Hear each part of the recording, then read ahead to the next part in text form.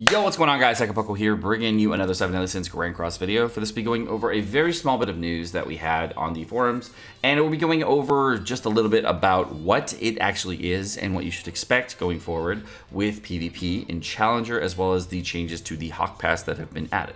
So, guys, without further ado, let's go ahead and jump right into it.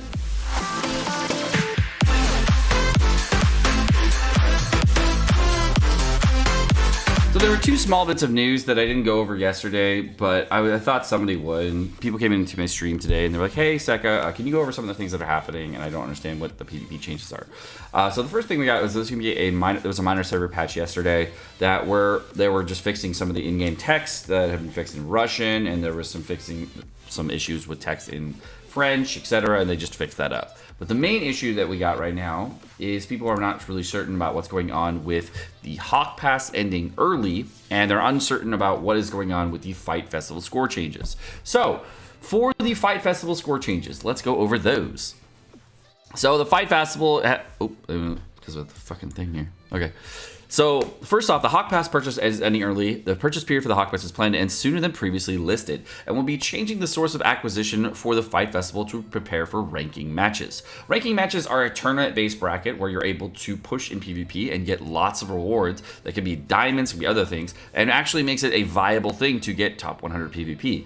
But what was really cool about the matches is you're actually limited to doing these matches with, just in particular, I think it's only 100 matches you get on JP. You don't get like a ton of matches. And I'm gonna show you some of the details of the fight in a little bit.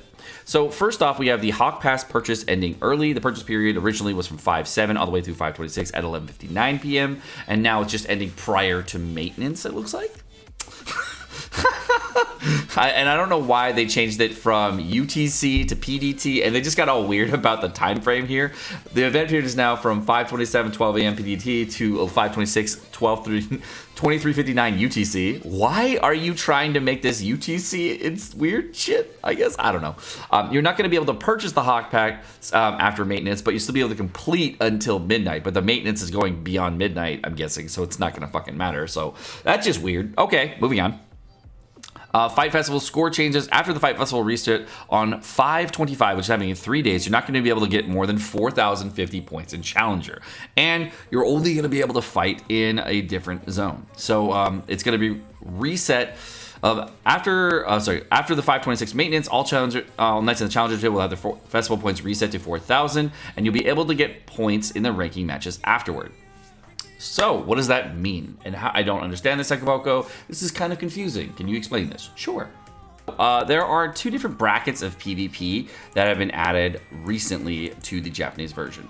There are these tournament brackets where you're able to, you have these two different extra brackets here. You can see this top 100 thing here. There's, of course, normal geared PvP, and then there's gearless PvP just like normal, but then there's the two other brackets of PvP. So if I go to this orange one here, you can see that if you go in, it's a top 100 ranking thing, and you can actually do matches in order to rank against other players. And you start at 0 points in this matching system, and you go all the way as high as you can get.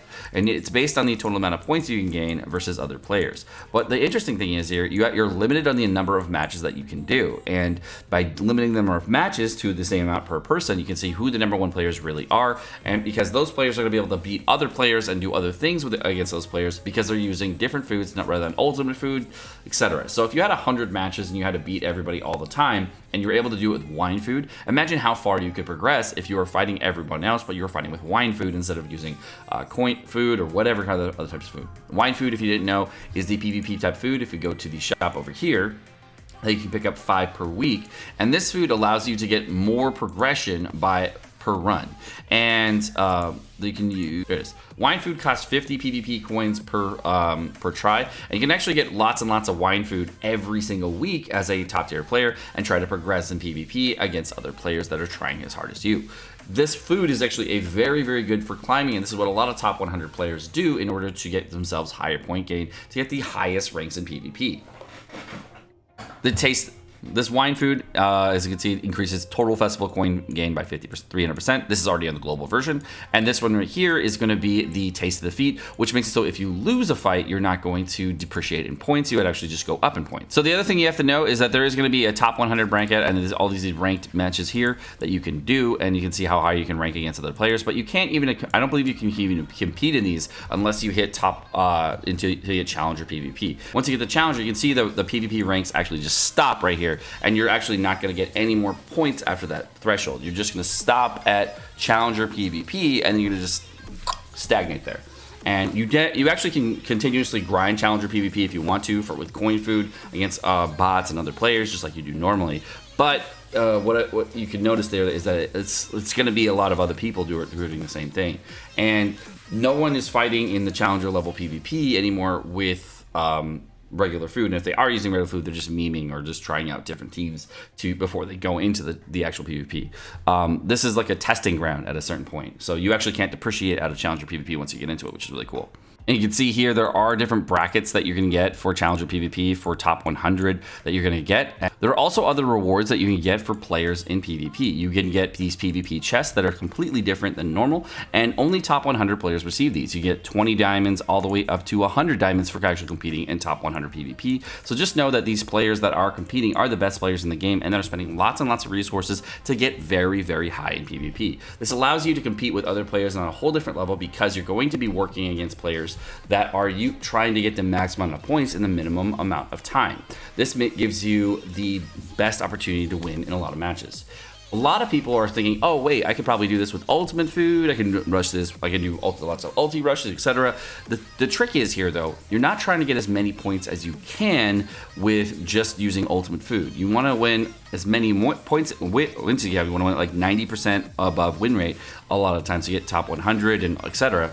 What you're really going to need is you're going to need to get extra points for those wins, or not take any points, point losses. And those types of foods that give you that 90% win rate, plus you get like 45 points a win, get you to those much higher places. And that's what a lot of players in the global version do right now when they're trying to grind and rank in PvP. You can see the top ranked player right here got 2,824 points, whereas a lot of other players that they're fighting against are in the 1,500 range, 1,000 point range, etc. And many of these players are maybe using other foods. So if you're getting, say, 15 points a win, so if you win, say, 75% of your matches and you get 15 points per win, 15 times 75 matches is going to be 1,125 points. But you're also going to be losing a lot of points in addition to that. So you're also going to lose about 25% of those points because you're, well, 30% of those points. 15 points times 25, and we do 1,125 minus 375. That's 750 points. So even if you won 75% of your matches, you still would not be in, you would be probably really close to the top 100 here. If you won, you would be ranked, looks like here, right about here for your point matches.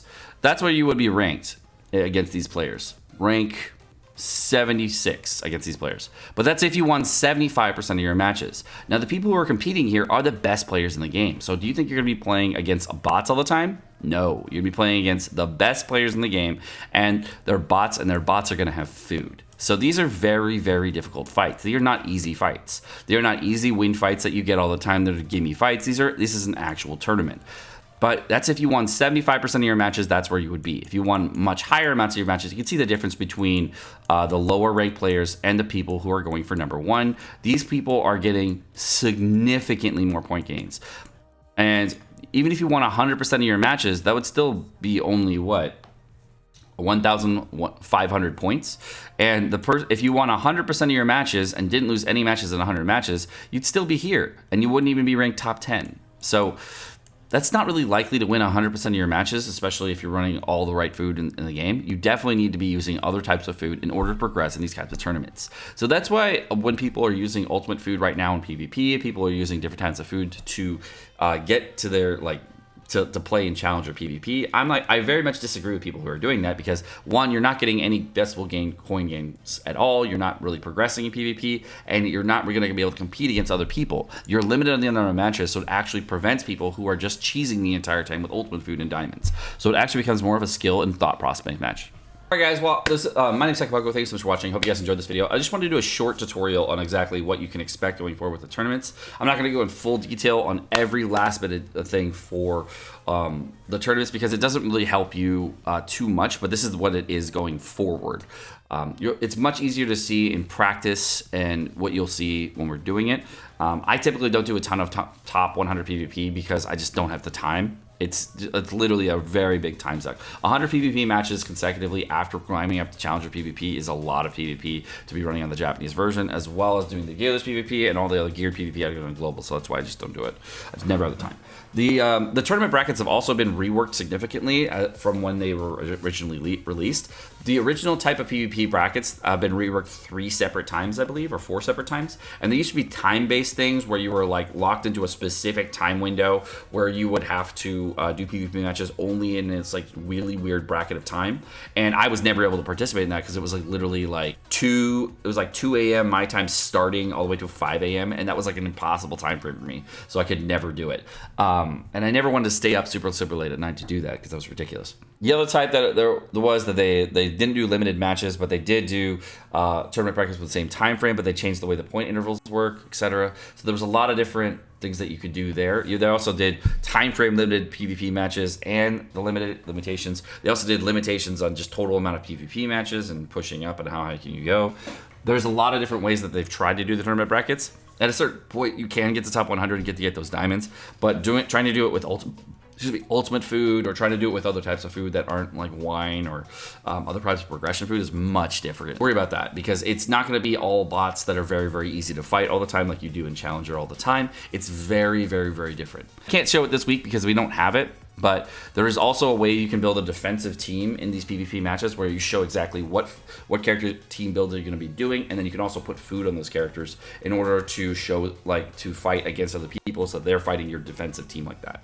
And I don't think you can even participate in the tournament until you have your defensive team set up. And that makes it so that it'll be a bot that the enemy team is facing, but the bot the enemy team is facing as a defensive team will be using a specific kind of food. And the only way you can get those foods on those characters is if you have the food level 5, I believe.